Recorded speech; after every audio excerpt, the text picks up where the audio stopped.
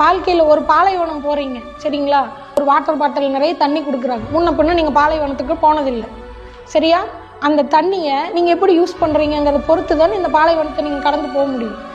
ஒரு தடவை பாலைவனத்தை கடந்தவனுக்கு அந்த தண்ணியோட வேல்யூ தெரியும். அதை எப்படி பத்திரமா வச்சுக்கணும், எங்கெங்கே அந்த தண்ணி குடிக்கணும், அதை யூஸ் பண்ணணும் பத்திரமா. அப்போ தான் நம்ம உயிர் பிழைக்க முடியும். இதை எப்படியாவது தாண்டிடணும்.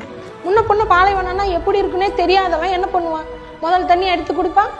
ஜில்லுன்னு இருக்குது, நல்லா இருக்குது, மேலே ஊற்றுனா ஜாலியாக இருக்குது, அப்போ வெயிலுக்கு ஃப்ரெஷ்ஷாக இருக்குன்னு அந்த உயிர் தண்ணியை அவன் மேலே ஊற்றி விளையாடி வேஸ்ட் பண்ணுறான்.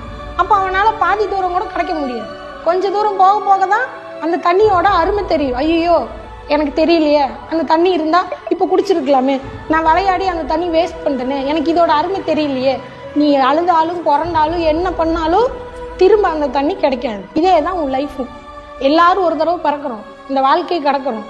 அந்த நேரம் தான் உன்னோட தண்ணி சரிங்களா. எல்லாரும் அந்த நேரத்தோட அருமை தெரியாமல், இந்த வாழ்க்கை எப்படி இருக்குன்னு தெரியாமல் அதை விளையாட்ட வேஸ்ட் பண்ணிடுறாங்க. வேஸ்ட் பண்ணதுக்கப்புறம் ஐயோ நான் முதல்ல தெரிஞ்சிருந்தா நான் வாழ்க்கையை அப்படி வாழ்ந்திருப்பேனே இப்படி வாழ்ந்திருப்பேனே, நீங்கள் என்ன அழுதாலும் பிறந்தாலும் அந்த நேரம் திரும்ப கிடைக்காது. அது நம்மளை தாண்டி கடந்து போயிட்டே இருக்கும்.